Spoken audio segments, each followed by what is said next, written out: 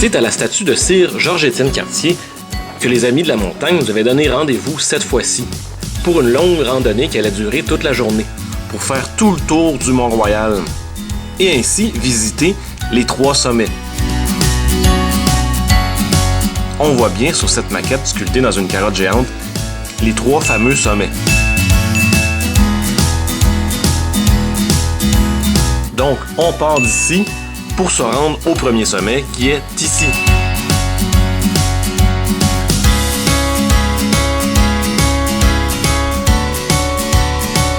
Bon, comme je vous ai déjà parlé du parc du Mont-Royal dans mon dernier vidéo, je vais essayer d'aborder d'autres sujets sur le chemin.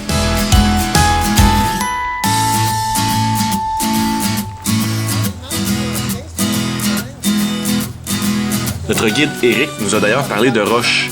La roche sédimentaire qui forme en grande partie le Mont-Royal. Et cette roche-ci, dont les Amérindiens se servaient pour fabriquer toutes sortes d'outils.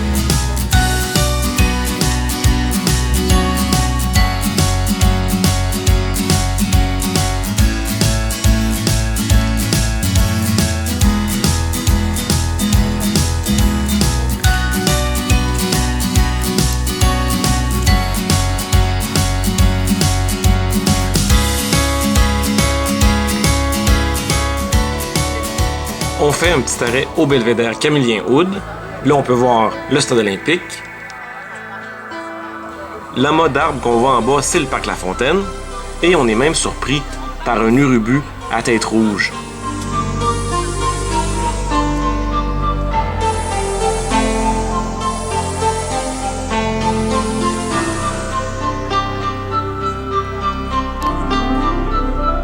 On va faire un petit tour à la croix du Mont-Royal dont je vous ai parlé dans mon dernier vidéo.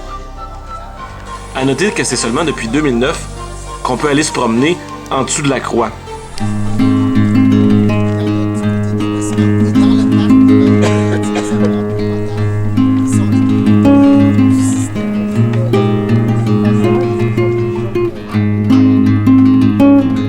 Le chalet du belvédère Kondiaronk a été construit en 1932 par l'architecte Aristide Beaugrand-Champagne.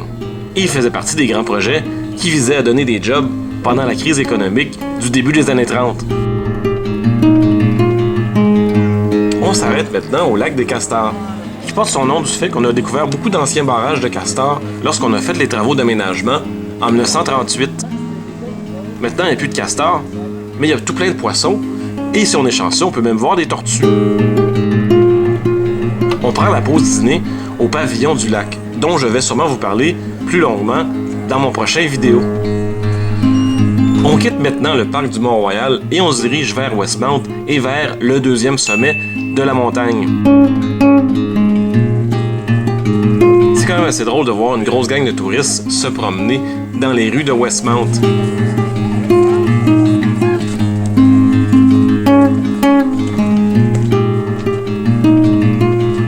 Je vous rappelle que même si on a quitté le parc, on est toujours sur le Mont-Royal.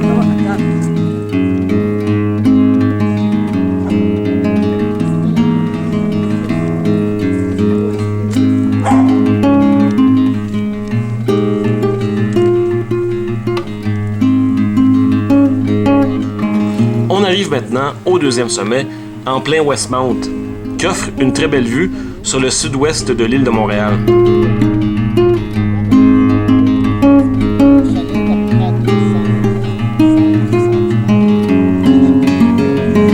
On pénètre maintenant dans le boisé Summit, qui est situé tout juste derrière le belvédère.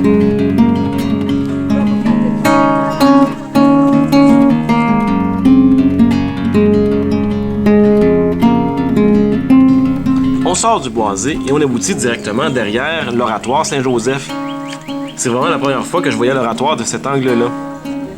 L'oratoire n'est peut-être pas sur un sommet.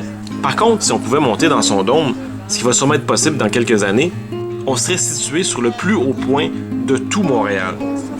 L'oratoire, c'est aussi un belvédère d'où on peut voir l'Université de Montréal et la grosse boule de Orange Julep.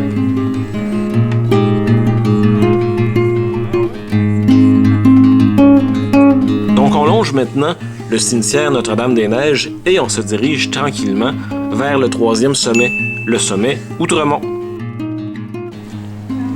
C'est un chemin nouvellement aménagé qui passe derrière tous les pavillons de l'Université de Montréal. Disons que c'est pas le bout le plus excitant du parcours.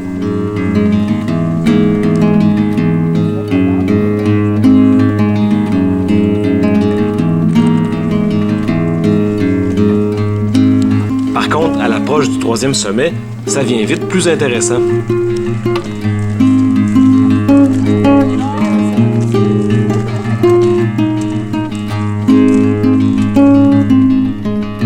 Le 3e et dernier sommet nous donne une vue intéressante sur Outremont et sur Ville-Mont-Royal.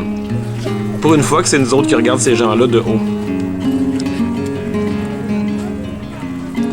Pour terminer notre randonnée, on se rend au cimetière Notre-Dame-des-Neiges. Ici, on a la tombe de Georges-Étienne Cartier, question de bien boucler la boucle. Et ici, sculptée à même la falaise, la tombe de la famille Rizzuto. Et je ne ferai aucun commentaire là-dessus. On dit qu'au rythme où on enterre les gens au cimetière Notre-Dame-des-Neiges, on pourrait encore enterrer des gens ici pendant 100 ans. Tout à côté, il y a l'autre grand cimetière, le cimetière Mont-Royal, là où sont enterrés les gens de confession protestante. Contrairement à son voisin, le cimetière Mont-Royal est pas mal plein.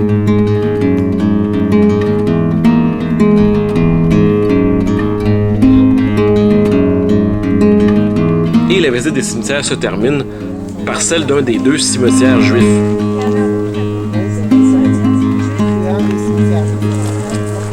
On redescend finalement au monument à Georges-Étienne Cartier, qui est, disons, beaucoup plus achalandé que lors de notre départ à 9 h du matin.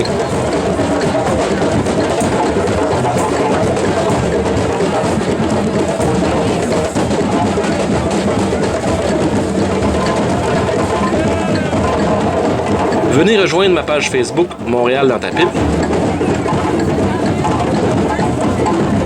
et aller jeter un coup d'œil au site du Mont-Royal.